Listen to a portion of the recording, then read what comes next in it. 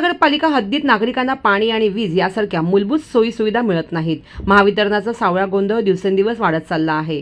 त्यातच आता रोडपाली गावात निवासी भागात पनवेल महानगरपालिकेने डम्पिंग ग्राउंड उभारण्याचा घाट घातला आहे। या अन्यायाविरोधात आता पनवेलची जनता शांत बसणार नाही असा आक्रमक पवित्र बहुजन चळवळीतील नेते आणि माजी उपमहापौर जगदीशभाई गायकवाड यांनी घेतला आहे। या सर्व प्रलंबित मागण्यांसाठी येत्या 30 जून रोजी पनवेल महानगरपालिकेवर हजारो नागरिकांच्या उपस्थितीत भव्य मोर्चा काढण्यात येणार असल्याची घोषणा त्यांनी पत्रकार परिषदेत केली। या मोर्चेमध्ये पनवेल आणि रोडपाली परिसरातील सर्व नागरिकांनी, सामाजिक कार्यकर्त्यांनी आणि महिलांनी मोठ्या संख्येने सहभागी व्हावे असे आवाहन भाई जगदीश गायकवाड यांनी केले आहे। रविवार दिनांक 21 जून रोजी पनवेलमध्ये आयोजित पत्रकार परिषदेत भाई जगदीश गायकवाड यांनी पनवेलमधील विविध नागरी समस्यांवरून प्रशासन आणि सत्ताधाऱ्यांवर कडक शब्दात ताशेरे ओढले। सार्वजनिक ठिकाणी डम्पिंग ग्राउंड, सार्वजनिक ठिकाणी डम्पिंग ग्राउंड नियमामध्ये किमान 500 मीटर वसाहतीपासून दूर असावा, म्हणजे अर्धा किलोमीटर। परंतु असा नसताना जिथं माझ्या गावचा, ज्याला आम्ही बाबदेव आमचे पुढस्वामी म्हणतो, मसेसराला, असं आमच्या मसेसराच्या देवासमोर पलीकडे बाबदेव आहे, अलीकडे मसेसर आहे, अशा देवाच्या पालतनी जो स्थळ आहे, आमचा तलाव आहे, त्या तलावाच्या समोर हा डम्पिंग ग्राउंड लोकांना सकाळी ते वॉकिंगला लोक जातात, सिनियर सिटीजन जातात, त्यांना अनेक वेदनाच्या संदर्भात भोगाव्या लागतील। डासांचं प्रमाण वाढेल। माझ्या कळंबुलीतलेही काही पत्रकार आहेत, त्यांना मी हेतू पुरस्कार या सांगणार आहे की तुम्ही देखील आवाज याच्यावरती उठवला पाहिजे आणि सातत्याने आवाज उठवला पाहिजे। आणि हा डम्पिंग ग्राउंड तिथं आल्यामुळे काय होणार आहे, टक्क्याची परिस्थिती काय झाली, आणि हा डम्पिंग ग्राउंड कुणाच्या स्वतःसाठी जवळ छोट्या गाड्या यायला पाहिजेत म्हणून लावतात, कॉन्ट्रॅक्टरच्यासाठी, जनतेच्यासाठी की प्रशासनात बसलेल्या अधिकाऱ्यांसाठी। मग असा डम्पिंग ग्राउंड या ठिकाणून हटवला पाहिजे, त्याचं आरक्षण रद्द केला पाहिजे। रोडपाली गावातील रस्ता हा खुला करून दिला पाहिजे।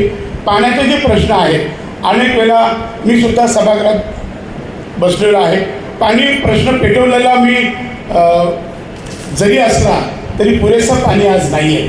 आज कळंबुली, कामोटे, खारघर, ओल्ड पनवेलला किती प्रमाणात मिळतो मला माहिती नाही, पण काही पाण्याच्या ज्या टंचाई आहेत या संदर्भात नियोजन नाही, पण CCOC पहिला दिली जाते।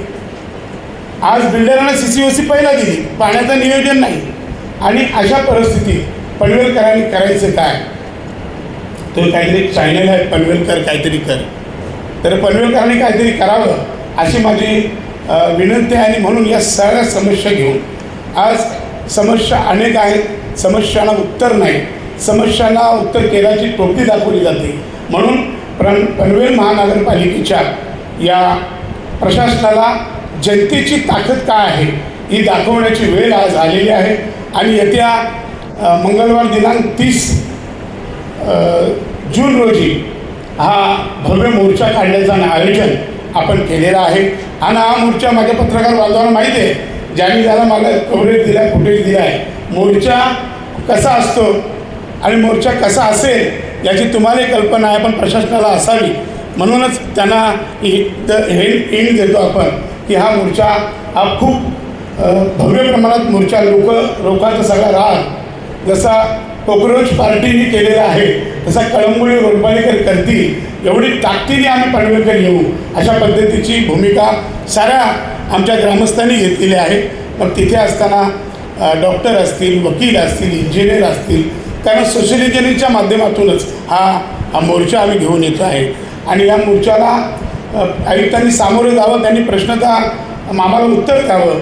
मी अनेकदा म्हणतो की पत्रकार टिकला तर लोकशाही टिकेल, आणि पत्रकारांनी लोकशाही टिकवण्यासाठी पुढे यावा हीच माझी विनंती आहे। आणि पत्रकारांनी खऱ्या अर्थाने आज हा आवाज तुम्ही लोकांच्यापर्यंत पोहोचवला पाहिजे, अशा अपेक्षेने मी तुमच्याकडे आज सुतोवाच करत आहे। वार्तांकन ब्युरो रिपोर्ट पनवेल।